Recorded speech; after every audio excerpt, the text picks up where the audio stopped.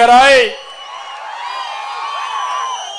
సమైక్య ఆంధ్రప్రదేశ్లో కానీ ఈ రాష్ట్రంలో కానీ ఏదైనా అభివృద్ధి అయిందంటే అది తెలుగుదేశం హయాంలో అవునా కాదా అని మిమ్మల్ని అడుగుతున్నా. 14 సంవత్సరాల ముఖ్యమంత్రిగా ఉంటే 8 సార్లు డిఎస్సీ పెట్టాను. మన నాయకుడు నందమూరి తారక రామారావు గారు 3 సార్లు పెట్టాడు. తెలుగుదేశం హయాంలో 11 సార్లు డిఎస్సీలు పెట్టాం. నేను అడుగుతున్నా, నువ్వు 5 ఏళ్ళు ఉన్నావు దిక్కుమాలోడివి, ఎన్నిసార్లు డిఎస్సీలు పెట్టాడు తమ్ముళ్ళు? మళ్ళా ఊరూరు తిరిగి మా తమ్ముడు చెబుతుండ గుండు 0. ఎవరికైనా ఒక్కరికి ఉద్యోగాలు వచ్చాయా? 5 ఏళ్లు పరిపాలించిన వ్యక్తి నేను ఇది చేశానని చెప్పాలా లేదా? చేశాడు. ఏం చేశాడంటే వాలంటీర్ వ్యవస్థ పెట్టి 5,000 జీతం. నేను చెప్తున్నా, వాలంటీర్స్ అందరినీ కోరుతున్నా, మీరు ఎంఏ పాస్ అయ్యారు, బీటెక్ పాస్ అయ్యారు, జగన్మోహన్ రెడ్డి ట్రాప్ లో పడద్దండి. మీరు నిర్మోహమాటంగా ఉండండి. మీ అందరికి హామీ ఇస్తున్నా, మీ వ్యవస్థను నేను తీసేయనని మరొకసారి అందరికి హామీ ఇస్తున్నా.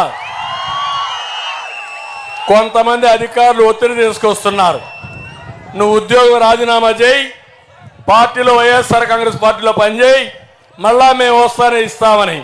వీళ్ళు వచ్చేది లేదు, సచ్చేది లేదు, ఇచ్చేది లేదు.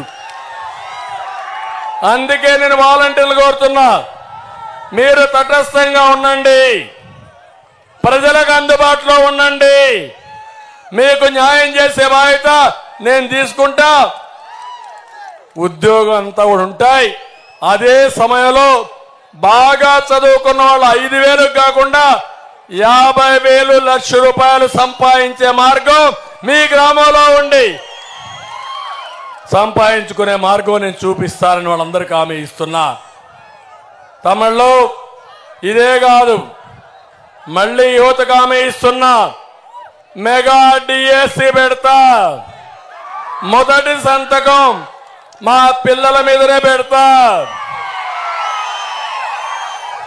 1 నెలలోనే డిఎస్సి టైం టేబుల్ ఇచ్చేసి 3 నెలల్లో కాకపోతే ఎంత టైం అవసరమో అంత టైంలో అందరికీ ఉద్యోగాలు ఇచ్చే బాధ్యత నేను చేస్తాను. డిఎస్సి పెడతామని మీకు హామీ ఇస్తున్నా. ఎప్పుడు కూడా మీరు ఒక్కసారి ఇవన్నీ చూస్తే, ఈరోజు వైఎస్ఆర్ కాంగ్రెస్ పార్టీని ఒక్కసారి చూడండి. ఏ పని చేసినా ఒక స్కీమ్ అంటే అందులో పెద్ద స్కామ్ ఉంటుంది. అవునా కాదా?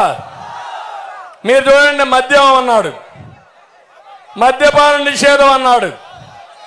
ఏం తమిళలో మద్యపాన నిషేధం చేశాడా? ఇక్కడ కూడా మందు బాబులు ఉంటారు, క్వార్టర్ బాటిల్ తెచ్చుకుంటారు. ఇక్కడ కూడా నాకు చూపించడానికి